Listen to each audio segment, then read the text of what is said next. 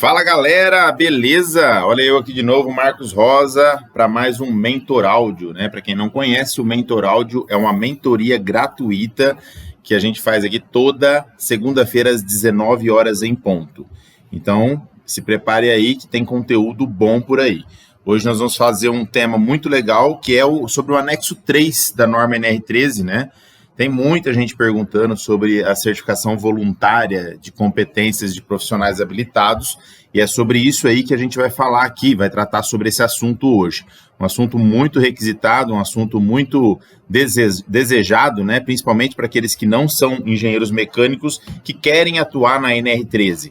E aí eu vou falar aqui o meu ponto de vista sobre isso, vou tratar alguns assuntos legais, né? Que é uma certificação, é uma acreditação do Inmetro, isso, e por que isso realmente não pegou ainda, né? Então, tudo isso aí a gente vai falar aqui hoje. E você que está aqui escutando, vai ter o privilégio de participar através de perguntas. Lembre que é o seguinte, eu não vou pedir para você fazer somente perguntas sobre o assunto, porque às vezes você não está preparado para essa pergunta.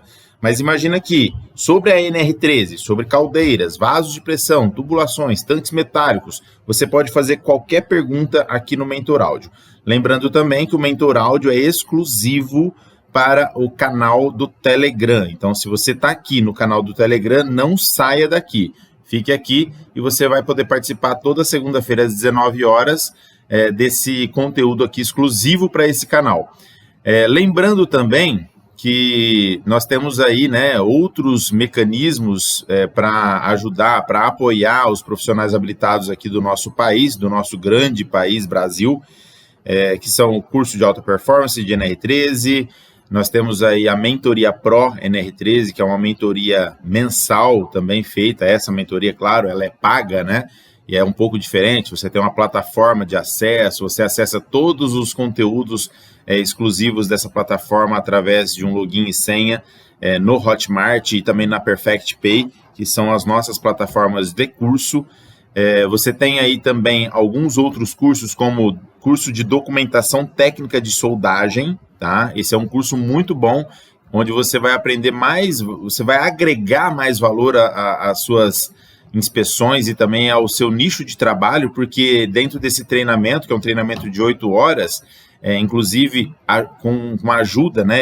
Quem me ajuda a dar esse treinamento é o nível 2, que é o nosso amigo Emerson Bento, nível 2 de soldagem. Então, nesse treinamento você aprende a elaborar e a verificar EPS, RQPS, IEIS, você vai conseguir fazer, por exemplo, elaborar uma especificação de procedimento de soldagem de acordo com o código ASME, né?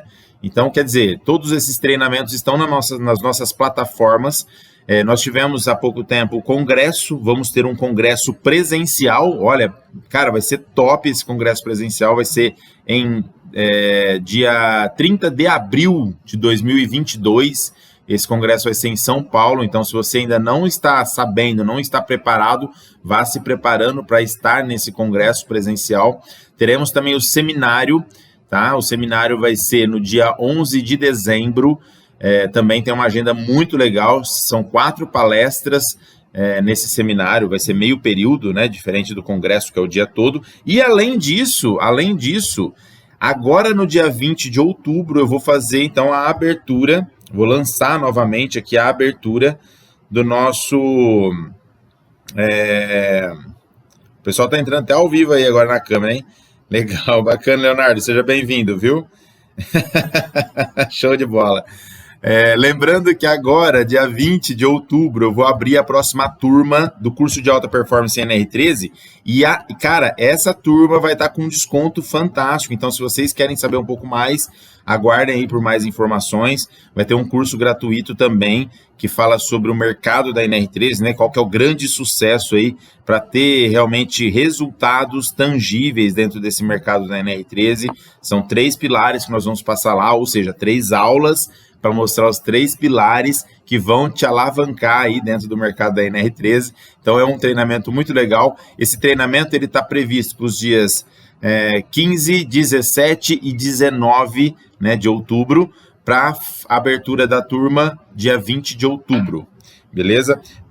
Eu vou abrir depois para vocês aqui o áudio, tá? Para que vocês possam comentar, mas por enquanto aí mantenham os seus áudios fechados. Nós vamos falar um pouquinho sobre esse tema de hoje, que é o anexo 3 da norma NR13. O que o anexo 3 fala, gente? O anexo 3, ele fala sobre certificação voluntária de competências de profissional. E lá no anexo 3 da NR13, ele deixa claro que você, para ser um profissional habilitado, e não, mesmo não sendo um engenheiro mecânico, um dos requisitos é que você tenha, né, um curso de engenharia.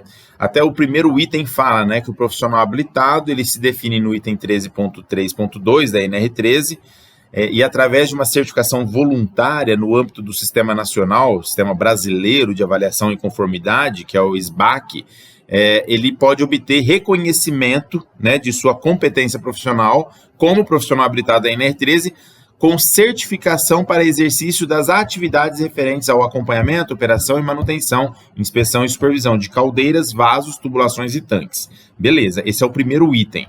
Já no segundo item, fala que a certificação voluntária ela deve ser feita por uma OPC. O que é uma OPC? É um organismo certificador de pessoas. E esses organismos certificadores de pessoas são creditados pelo Inmetro.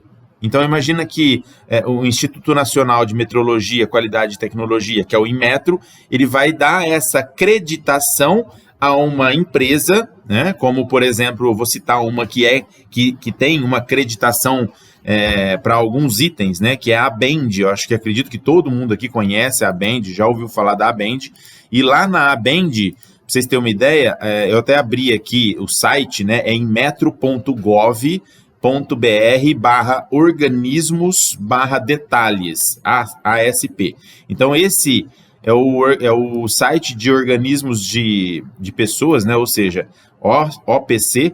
E lá, a ABEND, que ela tem o número OPC 0002, a Associação Brasileira de Ensaios Não Destrutivos, ela pode certificar pessoas em acesso por cordas, em ensaios não destrutivos, aí tem uma gama de ensaios não destrutivos, e também sistemas de gestão. Esses 3 itens, então, são os itens onde a ABEND pode certificar pessoas. Então, a ABEND é um organismo certificador de pessoas, beleza? Só para vocês entenderem, eu estou dando esse exemplo, para que vocês consigam ver aí por que a norma NR13 ela trouxe esse anexo 3. Porque na cabeça de quem desenvolveu, da comissão tripartite, eles pensaram o seguinte, olha, quem quer ser um profissional habilitado pode, tem que provar que é competente, através dessa certificação. Então, imagina que para uma pessoa conseguir fazer essa certificação, existe um processo, e aqui no anexo 3 fala sobre esse processo. Quer ver um exemplo? Aqui fala que o esquema de certificação, ele tem que ser desenvolvido pelo organismo certificador, né, de pessoas, e tem que ter um pré-requisito. O candidato, por exemplo, ele tem que ter o curso superior em engenharia. Ah, Marcos, mas qual engenharia? Mecânica? Não, mecânica ele não precisa fazer OPC. Ele não precisa ter uma certificação voluntária, porque ele já é um profissional habilitado. Então, essas são as demais engenharias. Então, se ele tem uma graduação de nível superior em engenharia de produção, em engenharia elétrica, em engenharia química, em engenharia, civil, sendo engenharia, ele pode, então, ele já se qualifica, né? Ele já cumpre esse pré-requisito para ser um candidato à certificação voluntária e se tornar, então, um profissional habilitado NR13. Aí você pode estar pensando assim, putz, Marcos, mas imagina que um profissional, um engenheiro eletricista, né, ou um engenheiro de automação, ou um engenheiro civil, né, não tem a capacidade técnica para ser um profissional habilitado da NR13. Será que não? Às vezes ele tem. Às vezes ele fez algumas pós-graduações, às vezes ele trabalhou muito tempo na área e ele tem as habilidades necessárias. E se ele comprovar essas habilidades através de uma certificação voluntária, ok, tudo bem. É isso que a norma NR13 traz como certificação voluntária de competência do profissional habilitado da NR13. Então, assim, nós não temos que questionar o que a NR13 está fazendo. É claro que isso não pegou ainda, né? Ah, Marcos, mas como que não pegou ainda se a norma NR13, a última revisão dela, e quando trouxe esse item é de 2017, nós estamos em 2021, já faz 4 anos que está rolando isso daqui, mas ainda não existe nenhum organismo de certificação de pessoas credenciado ou acreditado pelo Inmetro para fazer essa certificação. Não existe. Então, eu entrei hoje no site do Inmetro para avaliar isso antes de falar aqui para vocês. Hoje, né? Hoje é dia 6 de setembro de 2021. Até na data de hoje, não tinha. Pode ser que amanhã apareça, né? Sei lá, uma própria BEND, né? Pode vir e ser um OPC para profissional habilitado, mas até agora não tem. O interessante também é que esse programa voluntário, né, de profissional habilitado de NR13, através desse organismo certificador de pessoas, ele também coloca algumas diretrizes, né? Por exemplo, para se formalizar isso, o profissional habilitado, ele precisa ter algumas competências profissionais, né, através de uma certificação voluntária, ele precisa ter algumas informações para serem divulgadas no Ministério do Trabalho. Ou seja, quer ver um exemplo? O item 4 fala o seguinte: o programa de certificação voluntária de profissional habilitado, NR13, ele deverá ter, no mínimo, as seguintes fases.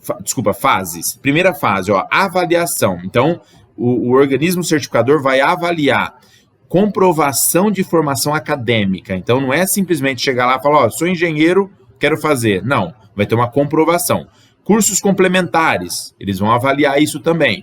Experiência profissional realizando exames teóricos e práticos. Eles podem, então, simplesmente te passar uma prova a hora que você chega lá falando que quer, para saber se você tem a competência necessária. Outro item é análise e decisão, realização por pessoas, né? Vai ter um comitê lá que vai realmente, de forma formal, avaliar esses processos. Formalização, emissão de certificado. Então, esse organismo certificador tem que emitir um certificado de profissional habilitado. Supervisão, manutenção da certificação, 30 meses. Olha aqui, ó. Então, a cada 30 meses, o engenheiro civil, engenheiro químico, que quer ser um profissional habilitado, vai precisar fazer uma nova prova, né? E também aqui fala sobre recertificação a cada 60 meses. Então, a cada 5 anos, ele tem que fazer, além da manutenção da certificação, ele tem que fazer também uma prova de recertificação. E aí é todo o processo comum. Quem já é certificado, talvez, em ultrassom, em phased array, em PM, em LP, sabe qual é o processo de uma recertificação. E é o mesmo para o profissional habilitado NR13. Porém, infelizmente, ainda não se tem nenhum organismo certificador de pessoas no Brasil. Beleza? Pessoal, eu vou abrir agora o áudio de vocês para que vocês possam aí comentar ou até fazer alguma pergunta, tanto sobre esse assunto como sobre qualquer outro assunto, tá bom? Podem ficar à vontade aí. Os áudios da maioria já estão todos abertos, inclusive. Sejam todos bem-vindos. Opa, Leonardo, tudo bem? Ô, Leonardo, seja bem-vindo aí ao nosso Mentor Áudio, cara. Pode fazer a pergunta. Muito obrigado. Primeiramente, eu quero falar aqui para vocês que eu comprei o curso o seu curso, tá, Marcos Rosa? Ah, o curso de alta performance. Alta performance. Estou iniciando o curso aqui porque recebi feedbacks muito bons, né, do seu curso e eu já venho te acompanhando há um determinado tempo. Então, eu comprei o curso e estou gostando bastante, tá? Eu estou atuando como engenheiro mecânico autônomo em algumas áreas e uma delas é a NR13. Ótimo. E, recentemente, eu recebi uma demanda para atender 25 postos de GNV. Sim. E a minha dúvida é o seguinte, com relação aos cilindros da linha de estocagem, a inspeção periódica desses cilindros deve seguir o mesmo padrão de inspeção periódica de vasos de pressão normal? Cara, boa pergunta. Quando você fala de estocagem, aqueles que ficam dentro das indústrias, é isso? Isso, aqueles postos de gasolina que tem GNV, aí tem uma linha de estocagem, aqueles cilindros amarelos na vertical. Sim, ele fica no solo ou ele fica enterrado? ele fica dentro de um fecho. Ele não fica no solo nem enterrado, ele fica dentro de um fecho, tipo uma gaiola ali, agrupado, né, em fechos de 6 cilindros, de 8, 12 cilindros. Qual que é a capacidade dele, você lembra? 100 litros. 100 litros? É.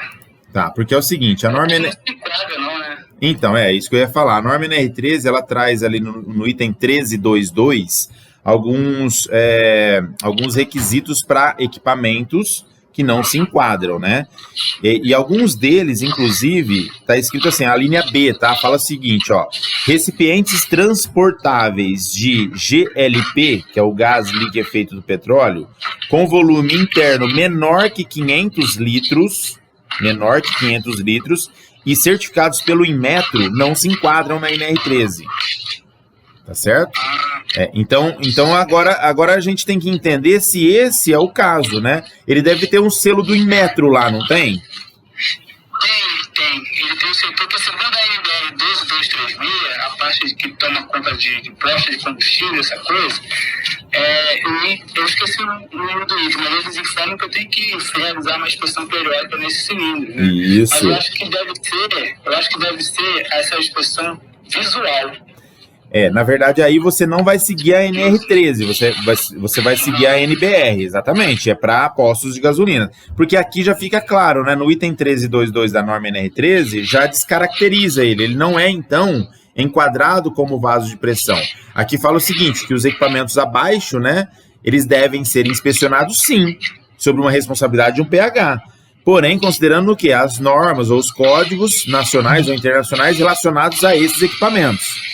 Então, imagina se essa NBR fala sobre as inspeções, né, desse equipamento, é ela que você vai seguir, e não a NR13. Perfeito. É porque o cliente está perguntando, mas você vai fazer ultrassom nesses cilindros e tal, não sei o quê. Só que aí ele entrou num item interessante, porque tem a requalificação desses cilindros, que é pelo Inmetro. Sim. Os técnicos do Inmetro eles vão lá até esses cilindros de estocagem de GNV e eles fazem uma inspeção lá e dão de acordo, né, conforme essa inspeção do Inmetro aí, que no caso dá o certificado de requalificado, né? Isso, exatamente. Na verdade, assim, eu não entendo muito bem disso, tá? Porque não é a minha área. Minha área, como eu já disse aqui, é NR13. Mas eu entendo um pouquinho. Um exemplo é você deve ter aí um botijão de gás da sua cozinha. Né? Ele também ele é um certificado pelo Inmetro, esse botijão. E ele tem um período, um tempo de vida útil. Ele precisa passar também por uma manutenção e uma revisão de acordo com o seu código de fabricação e eles sabem, né? Eles puxam lá o tempo de vida útil. Então, da mesma forma que esse botijão de gás de 13 quilos, todos os outros transportáveis que se enquadram como recipientes transportáveis, eles também possuem as suas demandas. Perfeito, entendi. Agora, vem cá, Marcos. Sim. E esses compressores de postos GNV, que eles têm que gerar uma pressão alta na linha de saída, que vai lá para os dispensers, para aquelas bombas de GNV, que tem os bicos injetores que botam no carro, aí abre ali, aí joga aquela pressão. Se eu não me engano, trabalha com 200 bar, se eu não me engano. Sim. Esses compressores, normalmente são 3 estágios de compressores, eles se enquadram na NR13? O compressor, ele geralmente ele pode ser de ar, né? Como é um compressor comum de borracharia. Esses com certeza se enquadram, tá? A maioria deles de postos, se tratando de postos, porque eles precisam ter uma quantidade de volume, né? Um volume de ar gerado grande. Então, vamos falar assim, raramente um equipamento desse vai ter um produto PV menor que 8.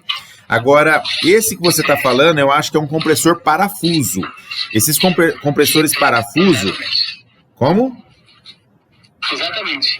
Então esses compressores parafuso, ele tem uma rosca interna que ele faz a compressão. Só que ele também tem um separador de ar-óleo, que a gente chama. Então ele é um compressor de ar-óleo, o que ao invés do ar, na verdade, ele usa o quê? O próprio GNV, que é o gás natural. Ele coloca lá e ele dá uma pressão altíssima mesmo. Agora é o seguinte, o que você vai ter que avaliar não é o próprio parafuso, né, a parte de processo, e sim o separador. O separador de ar óleo, que seria o gás por um lado e o óleo volta para o sistema do compressor. Esse equipamento, você tem que fazer o cálculo de produto PV dele para saber se ele se enquadra ou não, tá? Alguns se enquadram, outros não. Por isso que não dá para mim te responder aqui com clareza. Ah, entendi. É porque também nessa mesma NBR 12236, elas falam que eu tenho que checar a manutenção preventiva desses compressores. Sim, com certeza. Fazer um laudo, né, ver se existe uma manutenção preventiva daquele compressor e emitir a ART, né? Isso, exatamente. Exatamente. Então, acho que eu vou trabalhar essa parte de inspeção, né, nesses postos dentro da NBR 12236, ao invés de eu vou ter que enquadrar nos dois, na NR13, verificar o cálculo. Então, o cálculo do produto PV é importante que você faça nesse separador de ar óleo e também no compressor de ar, né? Se o cliente seu é o posto de gasolina, compensa você calcular o compressor de ar para saber se enquadra ou não. Se enquadrando, você pode oferecer tanto o trabalho dentro da NBR, como profissional habilitado, como também da NR13. Perfeito. Obrigado. De onde você é, Leonardo? Olha, eu sou do Rio de Janeiro, mas eu falo aqui do Ceará, Fortaleza. Ah, show de bola. Parabéns aí pela escolha. Show de bola. Obrigado. E seja bem-vindo ao curso de alta performance, viu? Muito obrigado. A minha intenção é me especificar em NR13. Eu já me inscrevi também na pós-graduação de CFD, pelo Instituto E3S. Sim. Quero me tornar um especialista nessa área de fluido dinâmica, justamente para analisar os comportamentos dos fluidos dentro dessa parte de NR13, nos vasos de pressão e cabelos. Show de bola, cara. Tá no caminho certo, viu? Tomara. É isso aí. Parabéns, valeu. Deus abençoe, deu tudo certo. Valeu, um abraço. Falou, Leonardo. Alguém mais tem alguma dúvida? Tem alguns minutos aqui ainda que eu posso dispor para vocês. Respondo mais uma dúvida. Marcão, boa noite. Fala, Marquinho. E aí, cara? Tudo tranquilo? Tudo bem, cara. E aí, por onde você anda? Olha, vocês me mandaram aqui para Uberaba, eu tô aqui, né? Você tá aí ainda em Uberaba? Ué, vocês não, fala com o Vitor. É o Vitor que mandou você aí, ué. Tirou eu lá da praia e me manda pra cá, ó. E duro que agora tá um calor danado, hein? Era pra você estar lá, ó, na praia. Mas daqui a pouco eu tô lá, se Tá, Deus quiser, tá. curtindo a praia. A Olga que deve estar com saudade de você, hein? Ficar longe do pretinho, que não deve ser fácil não, né? E aí, cara, bom ouvir sua voz. E aí, tem alguma pergunta, Marquinhos? É o seguinte, eu fiz essa pergunta naqueles cards de pergunta do Instagram, só que no dia eu não consegui assistir porque meu Instagram tava Não, cara, caiu a live de quinta-feira passada, né? Caiu na metade a live e a gente não conseguiu retomar, porque o Instagram tava com instabilidade, justamente. Isso, teve um problema nacional do Instagram, né? Uma pena. Mas faz aí a pergunta, qual que é? A troca ou reparo de uma chapa do exaustor da caldeira aquotubular gera par? Tá, a chapa do exaustor, você tá falando? Do exaustor, Tá, a resposta é não, tá? A resposta é não, porque assim, ó, quando a gente fala par, é projeto de alteração e reparo com base, né, na NR13. E quando você fala em projeto de alteração e reparo da NR13, é só nas partes ligadas à pressão, né? Então, essa parte que você está falando do exaustor é a parte de ventilação, é onde você vai, introduzir ou mandar um ar forçado para a caldeira, tá? Para onde da caldeira? Para a fornalha, para a parte de queima. Então, você está mandando oxigênio para se juntar lá com a centelha e a biomassa, provavelmente deve ser biomassa, pegar o fogo. Então, imagina que você tem que controlar isso, né? Você controla o envio desse vento, né? Através desse exaustor.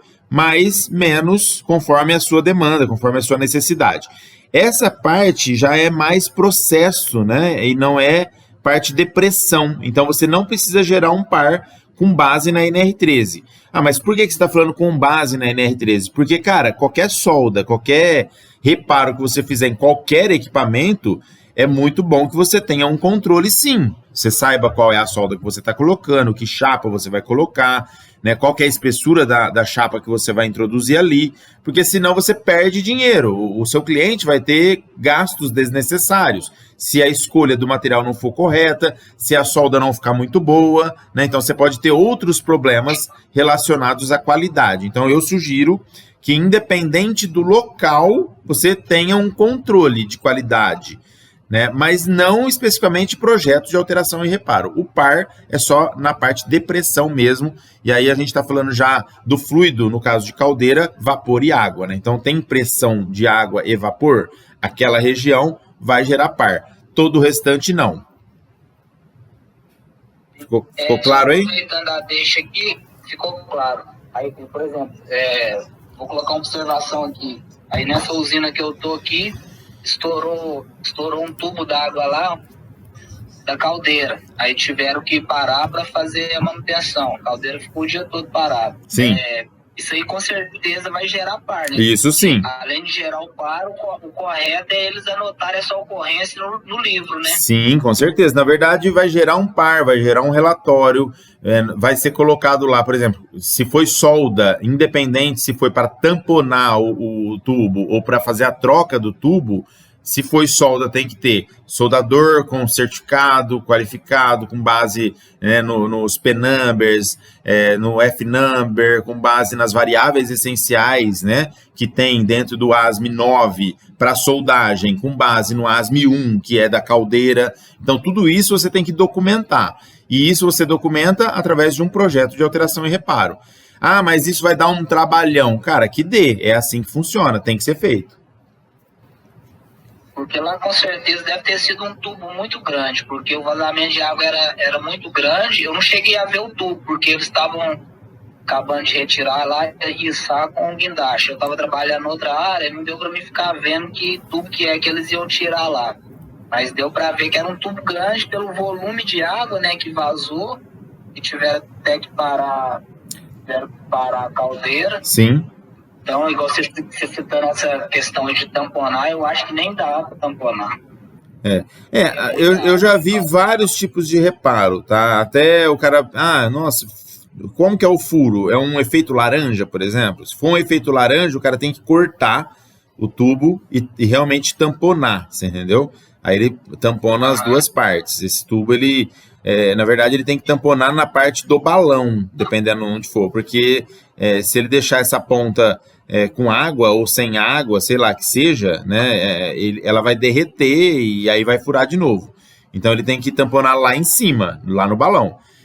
Há alguns casos, o furo é por erosão, que eles falam. Então imagina que, sei lá, ficou batendo ali alguma espécie de areia ou algo assim, e aí perfurou o tubo, ou alguma chapa de fixação ficou batendo no tubo e perfurou o tubo. Nesse caso, você não tem muita diminuição da parede, então ele pode fazer um reparo localizado, tá?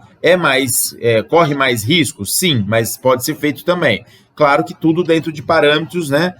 Avaliação de ensaios não destrutivos, avaliação dos materiais, a solda. Mas, cara, infelizmente, assim, eu não sei, tá, se nesse caso aí foi assim ou não, mas a maioria das vezes o pessoal não faz projeto de alteração e reparo. Eles fecham o olho e mandam bala.